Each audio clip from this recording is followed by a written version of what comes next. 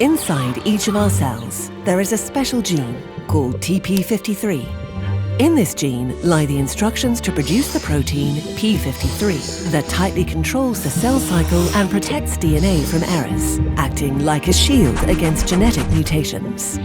For this reason, p53 is known as the guardian of the genome.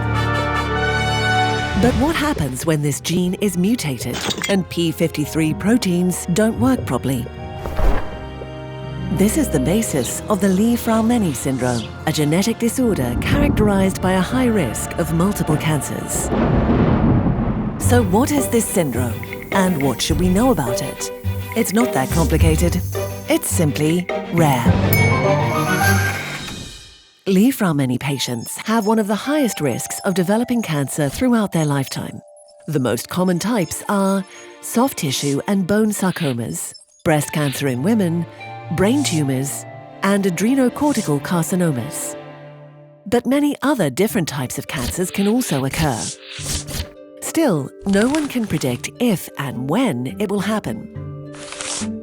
So, experts look for TP53 mutations when someone is diagnosed with early-onset breast cancer, extremely rare tumours, and LFS-related cancer before the age of 46, combined with other cancers in oneself or in a close relative before 56 years old, or in the case of a young cancer patient from the south of Brazil.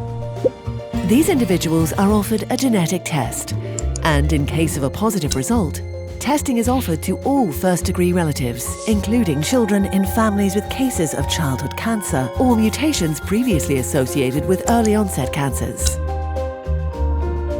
Upon diagnosis, carriers are offered a tight screening program, starting as early as possible with clinical examinations, urine tests, and abdominal ultrasounds, performed twice a year. An annual whole-body MRI is also offered to young carriers of high-risk variants of the gene. When carriers reach adulthood, they are offered whole-body MRIs, alternating with brain MRIs every 6 months, making sure that each carrier is scanned twice a year. Colonoscopies are also advised in case of increased family risk. And women should perform yearly breast MRIs starting at 20 years old. Due to the high risk of breast cancer, some women may choose to eliminate their risk by performing a bilateral risk-reducing mastectomy, followed by breast reconstruction. All carriers are also advised to stop smoking, avoid alcohol, exercise regularly, and follow a healthy diet. Carriers have a 50% chance of passing the faulty gene to their offspring. But fortunately, medicine has tools like pre-implantation genetic diagnosis or prenatal genetic test that can stop the transmission of the mutation if parents so desire, putting an end to this syndrome in coming generations.